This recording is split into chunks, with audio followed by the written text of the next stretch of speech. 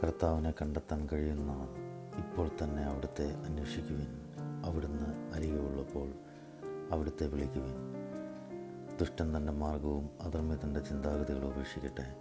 അവിടുത്തെ കരുണ ലഭിക്കേണ്ടതിന് അവൻ കർത്താവിലേക്ക് തിരിയട്ടെ, നമ്മുടെ ദൈവത്വത്തിലേക്ക് തിരിയട്ടെ.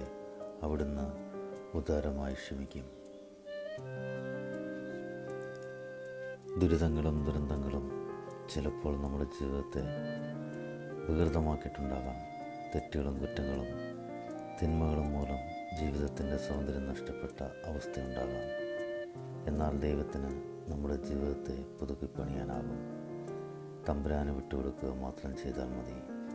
കർത്താവേ, എൻ്റെ കഴിഞ്ഞകാല വേദനകളും യാതനകളും ഞാൻ അങ്ങേക്ക് സമർപ്പിക്കുന്നു. ചെയ്തുപോയ എല്ലാ തെറ്റുകളെയും ഓർത്ത് ഞാൻ അനുതാപിക്കുന്നു. പാവങ്ങൾ ക്ഷമിച്ച് എന്നെ അനുഗ്രഹിക്കണമേ. അങ്ങയുടെ ആത്മാവിനാൽ എന്നെ അഭിഷേകം ചെയ്യണമേ. ആമേൻ.